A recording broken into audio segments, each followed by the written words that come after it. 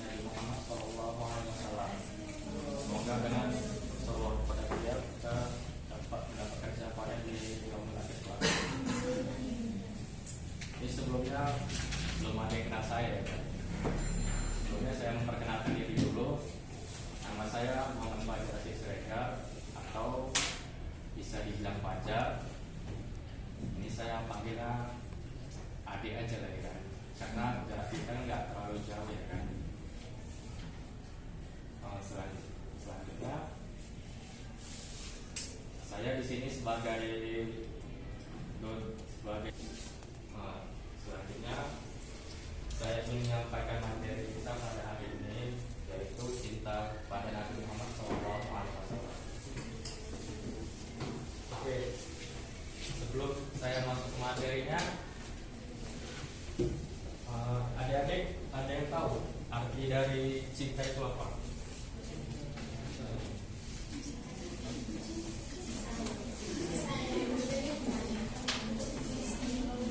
Ada yang tahu?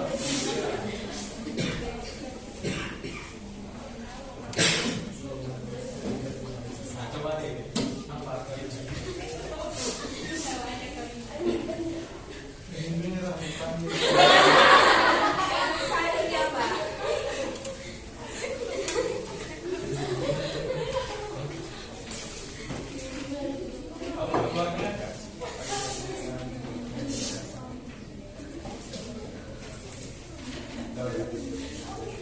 Atau ada yang lain yang pengen apa kan, mengungkap perasaan ya kan, apa itu arti cinta ya kan?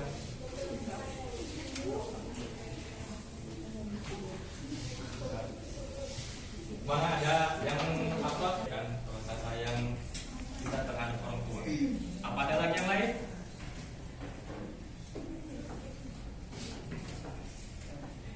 Ada ya kan? Berarti ini ya kan, saya mendefinisikan di sini, saya mengutip dari perkataan Imam Al-Ghazali yang artinya cinta adalah ungkapan dari isi hati kita terhadap sesuatu yang dianggap memberikan kenyamanan atau kenikmatan. Nah, misalnya kan adik ini ya kan, tiba-tiba kan dia nongkrong sama kawan-kawannya. Dia suka dengan tongkrongan itu karena tongkrongan itu memberikannya kenyamanan. Begitu arti cinta. Jadi cinta itu gak mesti dianggap suka kepada lawan jenis ya kan. Mungkin kita bisa mendefinisikannya seperti itu ya kan. Ya memang gak salah sih, cuman jangan dipersempit aja dalam arti seperti itu. Selanjutnya, maka sebaik-baik cinta adalah cinta kepada Allah. Karena Allah telah memberikan kita nikmat yang banyak, nikmat kesehatan, nikmat keselamatan, dan berbagai macam nikmat yang mungkin kita sendiri tidak kita ketahui bahwa itu nikmat. Misalnya kita banyak waktu luang kita sia-siakan untuk main-main ataupun berbuat maksiat, berbuat dosa, tetapi Allah tetap memberikan nikmatnya kepada kita. Maka itulah arti, maka sebaik-baiknya cinta adalah cinta kepada Allah, dan juga sebaik-baik cinta adalah cinta kepada Nabi Muhammad SAW. Karena dengan mengikuti Nabi Muhammad sama halnya kita dengan mencintai Allah, dan cinta kepada Nabi Muhammad adalah tanda kesempurnaan iman. Bisa kita simpulkan di dalam surah Al-Imran ayat 31 dan hadis riwayat Bukhari tersebut, Rasulullah menekankan bahwa mencintai beliau adalah merupakan tanda kesempurnaan dari iman. Dan semakin besar cinta kita kepada Rasulullah, maka semakin sempurna iman kita kepada Allah. Cinta kepada Nabi Muhammad juga merupakan wujud dari ketaatan kepada Allah, karena Allah yang telah memerintahkan kita untuk mencintai dan mengikutinya. Oke, selanjutnya yang jadi pertanyaan, bagaimana cara kita mencintai Rasulullah SAW? Apakah ada yang tahu? Tadi menjauhi larangannya. Iya, betul sekali. Tapi apa ada lagi yang lain? yang ingin memberikan tanggapan? Siapa tadi yang ngomong? Ya silakan deh. Iya, bersolawat. Bagus sekali ya. Yang pertama tadi mengikuti perintahnya dan larangannya. Yang kedua tadi ada yang bilang bersolawat. Apa ada lagi yang lain?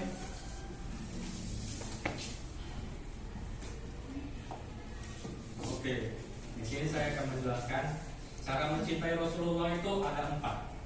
Yaitu pertama, kenali fisik Rasulullah, kenali akhlak Rasulullah SAW. Yang ketiga, ikuti sunnah-sunnahnya. Dan yang keempat, banyak bersolawat kepada Rasulullah. Tadi jawaban dari benar tadi ya, cuma ada yang kurang saja kan. Selanjutnya kita akan sampai kepada ciri fisik Rasulullah SAW. Misalnya lah kan, ada yang mana ya? Ada yang jilotok lagi ya kan, tiba-tiba suka sama baju bakar itu. Kan dia pakai baju hitam ya kan? Ada dua nih Pak. Memang dilihat kan fisiknya ya kan, oh matanya bagus ya kan, hidungnya mancung, kulitnya putih, bulu matanya putih ya kan. Ya seperti itulah juga kita harus mencintai Rasulullah SAW. Karena dengan kita mengetahui ciri fisiknya, maka kita pasti akan jatuh cinta kepada Rasulullah SAW. Di sini di dalam hadis riwayat Bukhari yang diriwayatkan oleh Al-Bara bin Azib mengatakan Rasulullah adalah orang yang paling tampan wajahnya dan yang paling indah akhlaknya. Tidak pernah aku melihat seorang yang lebih tampan daripada beliau. Wajah beliau bersinar seperti bulan purnama. Jadi dari hadis ini kita ketahui bahwa Rasulullah itu orang yang sangat tampan ya kan. Wajah beliau itu seperti bulan purnama. Kita tahu kalau bulan purnama itu bulat ya kan, bulat bersinar terang. Nah, seperti itulah wajah Rasulullah SAW. Selanjutnya, wajah Rasulullah tidak terlalu bulat, tetapi mendekati bulat. Wajah Rasulullah bercahaya seperti bulan purnama. Hadis ini diriwayatkan oleh Imam Tirmizi. Dan yang ketiga, mata beliau besar, memiliki bulu mata yang panjang, dan bagian putih matanya sangat putih, sementara bagian hitamnya sangat hitam. Di sini diriwayatkan oleh Imam Tirmizi. Dan bentuk hidung beliau itu mancung dengan ujung yang bersinar sehingga terlihat seperti sempurna saat dilihat. Yang seolah-olah beliau diciptakan dari perak. Kita tahu kalau perak itu warnanya putih ya kan. Apalagi kalau di sana perak itu dia digosok di bawah sinar matahari, maka akan memancarkan cahaya putih yang bersinar. Seperti itulah warna kulit Rasulullah SAW. Jadi bisa disimpulkan bahwa Rasulullah SAW adalah pribadi yang sangat tampan dengan wajah yang bercahaya, mata yang indah, hidung yang mancung, kulit putih berseri, rambut hitam bergelombang, dan proporsi tubuh beliau itu sempurna. Semua ini semakin disempurnakan dengan akhlak mulia yang memancar dari diri beliau. Tampanan fisik Rasulullah seringkali membuat orang-orang memandang terpesona tersebut. Dan di situ pula ada Abu Jahal. Ketika Rasulullah lewat, Abu Jahal menutup mukanya dengan pakaiannya. Dan setelah Rasulullah sudah lewat, teman Abu Jahal ini bertanya kepadanya, "Kenapa engkau menutupi wajahmu ketika Muhammad lewat dari sini?" Kata beliau, aku tidak ingin mencintainya, karena dengan melihat ketampanan wajahnya, orang-orang pasti akan langsung jatuh cinta kepadanya. Begitulah ketampanan Rasulullah SAW.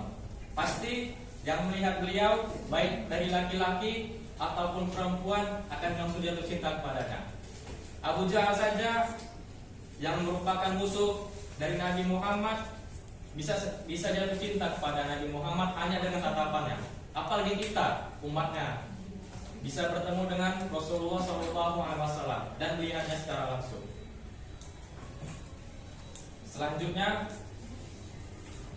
akhlak Rasulullah SAW. Nah, saya yakin di sini adik-adik mungkin lebih banyak ya kan tahu akhlak Rasulullah itu bagaimana ya kan. Di sini saya hanya akan menyampaikan sedikit saja akhlak Rasulullah SAW. Di antara akhlak Rasulullah SAW ketika terjadi penaklukan di benteng Khaybar. Setelah kemenangan umat Islam di Khaybar, ada seorang wanita Yahudi yang bernama Zainab bin Al-Harith berniat mencelakai Rasulullah. Dia ingin mencelakai Rasulullah dengan menyuguhi kambing yang telah dibubuhi racun, terutama pada bagian lengan kambing dan biasanya bagian lengan kambing itu bagian kesukaan Rasulullah ya, maksudnya bagian dari paha kambing ya. Namun ketika hendak memakan daging itu, dan Rasulullah tidak langsung memakan daging itu, dan langsung memanggil kepada wanita itu. Dan wanita itu ketika ditanyai kenapa dia membubuhi racun kepada daging yang akan dimakan oleh Rasulullah, wanita itu menjawab, katanya, jika engkau benar-benar seorang nabi, maka racun itu tidak akan membahayakanmu. Namun jika engkau seorang pembohong, maka racun itu akan membunuhmu. Pada kenyataannya Rasulullah SAW tidak memakan daging itu dan memaafkan wanita Yahudi tersebut. Di sini kita bisa mengambil kesimpulan bahwa apa saja yang mengenai Rasulullah SAW, Rasulullah tidak akan langsung menghukuminya. Tetapi apabila melakukan perbuatan yang dilanggar syariat, beliau langsung terdepan untuk menghakimi orang tersebut. Dan juga akhlak Rasulullah yang paling sedih kita lihat adalah ketika Rasulullah hijrah ke Taif untuk menyebarkan agama Islam. Ketika beliau berdakwah di Taif, beliau tidak disambut dengan baik, ya kan? Sebagaimana kita melihat penceramah sekarang disambut dengan baik, diululukan namanya, ya kan? Dikasih panggung, dikasih makanan. Namun ketika Rasulullah berdakwah, Rasulullah tidak disambut dengan hal seperti itu. Rasulullah disambut dengan lemparan batu, cacian, udahan, semua hal-hal yang buruk itu dirasakan oleh Rasulullah. Dan sampai keluar dari Taif, Rasulullah itu tubuhnya berdarah-darah. Ketika Rasulullah sudah keluar dari Taif, datang malaikat untuk menawarkan menghancurkan kota tersebut. Jadi di dekat kota Taif itu ada sebuah gunung. Di situ Rasulullah berjumpa dengan seorang malaikat, dan malaikat tersebut menawarkan kepada Rasulullah untuk menghancurkan orang-orang Taif itu dengan melempar gunung tersebut ke kota Taif. Tapi apa yang dikatakan oleh Rasulullah? Rasulullah tidak berharap untuk mencelakai orang-orang Taif tersebut. Rasulullah berkata, aku berharap keturunan mereka akan menjadi orang-orang yang menyembah Allah dan tidak menyekutukannya dengan sesuatu apapun. Lalu Rasulullah mengangkat tangan dan berdoa, ya Allah, berikanlah petunjuk pada kaumku, karena mereka tidak mengetahui. Begitulah cintanya kepada Rasulullah SAW kepada umatnya. Walaupun umatnya itu berusaha mencelakai Rasulullah dan berusaha bahkan untuk membunuh Rasulullah, tetapi Rasulullah tidak membalas hal tersebut dengan kekerasan juga. Malahan Rasulullah ada yang tahu doa sebelum tidur? Iya, Bismillahirrahmanirrahim. Terus apalagi yang dilakukan oleh Rasulullah sebelum tidur? Iya, berzikir. Apa zikirnya? Ya, bilang aja deh. Iya, betul. Membaca surah Al-Mulk. Terus ada lagi? Nah, apa lagi?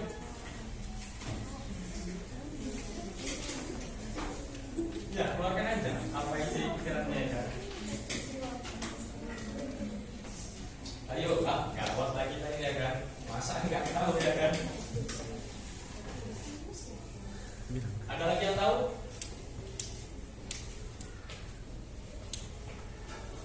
Oke, berarti Rasulullah itu sebelum tidur membaca doa, setelah itu membaca ayat kursi, dan setelah itu membaca tiga surat perlindungan, surah Al-Ikhlas, surah Al-Falaq, dan surah An-Nas.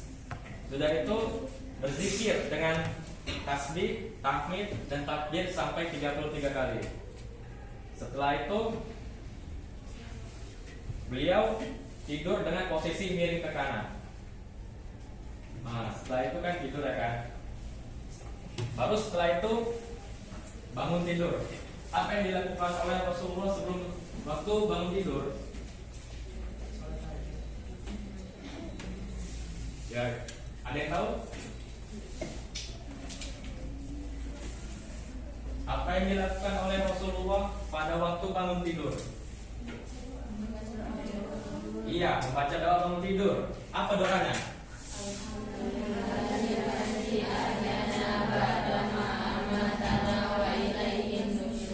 Yes, bagus sekali. Berarti masih tahu ya doanya ya kan? Itu dihafal ya kan? Setelah itu, setelah bangun tidur, apalagi setelah membaca doa bangun tidur, apalagi yang dilakukan oleh Rasulullah?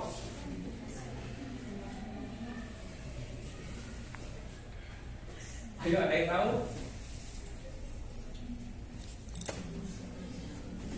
Aduh, gawat kita ini. Oke, yang dilakukan oleh Rasulullah setelah bangun tidur yaitu mengusap wajah beliau, mengusap ke seluruh wajah. Setelah itu beliau bilangnya untuk mendengkuskan hidungnya yang ini. Ya. Baru setelah itu beliau membaca 10 surah terakhir dari surah Al-Imran. Setelah itu beliau menuju kamar mandi, dan sebelum kamar mandi pasti membaca doa. Ada yang tahu doa untuk masuk kamar mandi?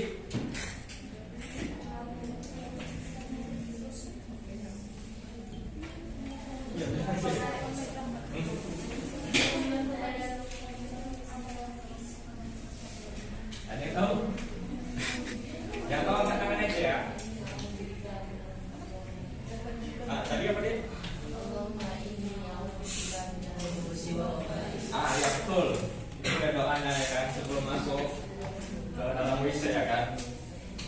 Itu kita amalkan ya kan di dalam kehidupan kita sehari-hari.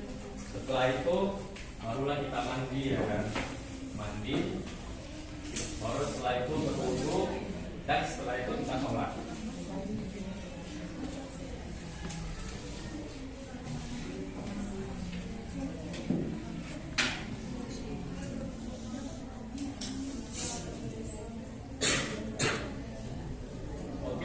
Selanjutnya